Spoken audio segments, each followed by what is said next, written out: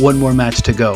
BK Häcken 1, Paris Saint-Germain 2. In what was mostly a nip and tuck, PSG finds a way to outscore this Häcken side in Gothenburg. PSG, probably the more talented side, but no Maria Antoinette Contoto in this one. Then PSG lose Jackie Hronin at the end of the first half to injury. Shout out to Camp Hope for the pronunciation help, which even the scales out even more. What'd you see in the first half, Häcken PSG? I thought PSG was attacking with great ferocity in the opening part of the match. I thought it was pretty obvious that Falk and the back line were going to have some work to do. Mm-hmm. I try to do some self-reflection like after we do these shows, and I was like, man, I talk about Karshawi a lot as a player. And I was like, am I focusing too much on her? Nope. She's just fucking awesome. Every match she plays, all the time, Karshawi is fucking great. She had a volley that was just as perfectly struck as you could hit it. Falk had to make an incredible fingertip save. It ricochets off the post.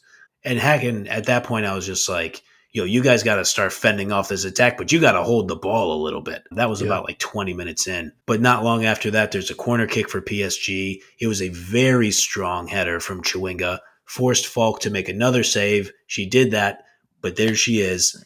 If Lindsey Horan is Captain America, maybe Eva Gattino can be Deputy America? She's right there. I like it. In her first Champions League cap. Just scores a casual goal in the first leg of a quarterfinal. 1-0 PSG, 23 minutes in. And let me say, we've mentioned the ITC record book a couple times. I think this should be a thing. Chewinga had the header to force the save. The rebound from the save falls right to Gattino. Why can't Chewinga get an assist for that? I tell you what, buddy, she can in the ITC record book. Damn right. Already noted, tap of the Chewinga, you're in the book. I also want to second real quick your Sakina Karshawi point. She was everywhere and like doing everything. Running, passing, free kicks, just that volley that you mentioned. My favorite part about her game is she's a big game player. Yep. I think like when it's kind of like I said, nip and tuck, like she's just like, give me the ball. Like it's not like, oh, I'm going to play my part here. She's like, no, I want the ball. I want to have an impact on this game. And I want this moment. And I think you could definitely feel it. She owned the first 20, 25 minutes of this match. 100%. Anytime you have a fullback and you can just kind of run the offense through that player, I mean, that's a special player. And especially when you could do it in a big spot. She played a huge role. Like you're talking about her being everywhere. They continued to pretty much dominate possession. There was one point, I think it was like middle of the first half, maybe late of the first half, where you could hear. It sounded like the Häcken coaching staff screaming the instructions, higher, play higher, because they were trying to get them to press a little bit to try to win the ball a little earlier, just to get the ball out of their own danger area. But I also know as all the Häcken players are really smart, obviously great pros, they were probably like, hey, if we run higher and we miss, Sandy Baltimore and Tabitha Chewinga are going to score another fucking goal. So we don't want to do that. Yeah, no, and I think game flips right around the 40-minute mark. Talk about smart play. Beautiful Rosa Kafaji ball over the top. Anna Anvegard slides just past PSG defender Taniba Samora. She does the Chris Paul, where she's like, I'm going to slow down. I'm going to let you butt me and draw a super savvy foul here right in the box. Penalty. Kafaji steps up to take. Really fitting as she's the one who created the chance. Plus, she's just awesome. Her PK, saved by Kietersnik. Ball ricochets into open space. And, buddy, we now have a 50-50 situation between Rosa Kafaji and Elisa de Almeida. I'm not going to lie. I blacked out. I lost consciousness for half a second. I was just like, oh, my God, this is happening. Oh, my God. And then when I came to, Rosa obviously beats her to the ball, knocks it in. Beautiful header. Game on, 1-1, and we're in business. I might be talking crazy. Like earlier in the tournament, it was during a group stage game, obviously. There was Kafaji had a penalty saved, if I remember this correctly. And then she came back the next match and scored. I feel like I remember us talking about this. Yeah. And I guarantee you, in that split second, she processed when that penalty got saved. She was like, ain't no fucking way. I'm not getting this ball into the net. And she was going to fight anybody. And the fact that she had to fight De Almeida to get the ball in there just was, I think, a real tribute to her, really her heart and her guts, to use some sports cliches, to just be like, no, I'm blasting this ball in there. And she got there. It was incredible to watch. There were two moments this week that felt like they took an hour. One, we mentioned the Fadia breakaway, where she just gets the ball near the halfway line, and it just feels like it's taking an hour for her to get from there to kind of put it away. Yep. This Kafaji putback, same kind of deal. Like, I'm just like, time absolutely in my household on my screen slowed down. For sure. And, speaking of slowing down, it felt like in terms of possession after that Kafaji goal, after we get across the half, it was a lot more of the same. PSG had nearly 70% possession for what felt like the whole thing. Chewinga had a goal that was ruled offside. She was just a step too fast in the 54th minute.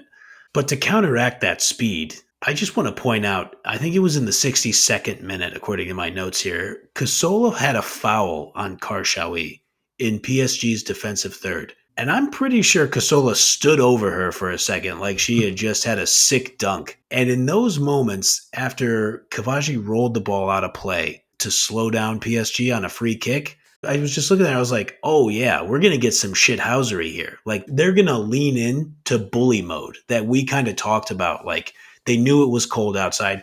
Around this point, too, you could kind of start to see the fog start to descend on the stadium. And I was just like, okay, Häcken is trying to do like some Undertaker type shit here. Like, here comes the fog. We're going to start playing dirty. Not dirty, but we're going to start kind of playing a little more physical. And it just felt like when Casola stood over her like that, I was like, all right, we're trying to get the intimidation factor up here. It's interesting because, I mean, you couple that with your anecdote about the coach screaming like higher, higher. Mm-hmm. And this Häcken side, they just know who they are. Yeah. And they know how they want to play. They want to defend. They want to be disciplined. And then they want Kafaji to break, and they want Yusaba to break with her. And then they want to see what happens. And I think that's like kind of their recipe. And credit to them, not an ounce of panic after they give up that first goal. There wasn't an ounce of panic the whole 90 plus. They're just like, all right, business as usual. Here we go. We're halfway there, with still another 90 plus to go this week coming up in Paris. Yeah, and that's how they played against Chelsea in the group stage. That's how they played against Real Madrid in the group stage. I think that's a great call out. They know who they are. They know how they want to play, and that's what they're going to do. I will say Ruby Grant came on at the 72nd minute. She had a bit of a bad giveaway on a relatively promising attack for Häcken. That kind of felt like it hurt. And then almost immediately after that, on a cross from Amelie Vangsgaard, that looked like it was going in for Martins, it falls to Chewinga, and Ruby Grant only kind of like half closes her down. And let me tell you, you can't half close down Tabitha Chewinga. And she's going to score that probably 99 times out of 100, and she just blasted it into the net. PSG takes the lead 2-1 in the 74th minute. It felt pretty bad in the moment, I thought. Yeah, I mean, sometimes you close Chewinga all the way down, she still scores. So that's true. There you go. Tough bounce for Häcken on that cross. Kind of like a weird outcome, but credit to this PSG side. They kept the pressure on, and Chewinga, she was just not going to be denied today. One really interesting note that I jotted down on the Chewinga goal. Sandy Baltimore, who you mentioned, who's pretty much only gotten better over the course of this tournament, she starts this PSG attack from like 70 plus yards away. She takes a rolled ball from Kietersnik, quick turn, and a super run right into the heart of the Häcken defense that draws the attention of like 5 defenders. By the time Baltimore's done, like just creating all the gravity, pretty much everyone is like sort of like closing in on her. She gets it out to Vangsgaard, who's got no one within 15 yards of her. She's like by herself. Her cross, like you mentioned, misses Lika Martins. Ruby Grant, who you also mentioned, kind of stuck in no woman's land. Let's Chewinga have her way with the ball. But even after the cross comes in, the Häcken defense still sort of on their heels, trying to figure out who's where and what they're going to do. That play, you go back and watch it, it's kind of all Sandy Baltimore in that play. Like, unbelievable creation from her from an offensive standpoint. I thought she had a really good game. What does that mean for the ITC record book? It sounds like Sandy Baltimore might be angling for an assist here. No need to angle, man. She's in. Excellent. I love it. This sets the stage for a great second leg. PSG, though, didn't quite look like the Ferrari we're used to seeing out there. In your opinion, off day for them, no Katoto? Was it Häcken's defense? Was it Jennifer Falk? What do you think you chalk up this PSG performance to? Yeah, I think probably a little bit of that. I think, the announcers mentioned freaking cold out there in Gothenburg. Didn't look like anybody was super comfortable. No Katoto is kind of terrifying, I think, for any opponent when You see PSG still come out there against a great defensive side, score 2 goals, and oh yeah, Marie Antoinette Katoto didn't play, so that is a little tricky. I think it just felt like a really professional, smart, hard-fought victory for PSG. I think they should feel great going back to Paris. Yeah, totally agree. They played really well. To your point, they kind of controlled it. Without Yeah. Katoto, you got to imagine there's at least a few more chances, and maybe one or two of those gets converted. But also credit to Häcken, they played their game, and now we've got some drama going back to Paris. These two teams close us out next week when they run it back Thursday, March 28th, 4 p.m. Eastern. And still to come, we're going to cover the first legs of the other 3 UEFA Women's Champions League quarterfinals matchups, including Chelsea's stellar performance to take control of the tie at Ajax, Lyon's come from behind win at Benfica, and Braun's handling, managing, playing possum maybe a little bit against defending champions Barcelona. Still more football to be played between those two sides. We're also going to preview next week's second legs. So, like if you liked, and subscribe if you enjoyed talking a little women's football with your boys. I'll just throw it out there before we end the show. Are you telling me, even without no Anna Anvegard for Häcken because of yellow card accumulation, that's tough? Who wants to come in here and tell us there's no way Häcken ends full time at that match in Paris 1-0 and they got to go to extra time to settle it? I think it's on the board. Definitely on the board. I mean, they've got the defenders to turn it into that kind of game. Yep. That's a good question. Who do you think? We're obviously like on high chalk alert, meaning we might get all 4 group winners advance, which would be pretty epic in its own right. But who do you think, outside of Braun, who do you think's got the best chance of pulling the upset and advancing to the semis here? Vespa, we love you, pal. I think it's Benfica. I think I agree with that. Kika, man. Kika hasn't had her moment yet.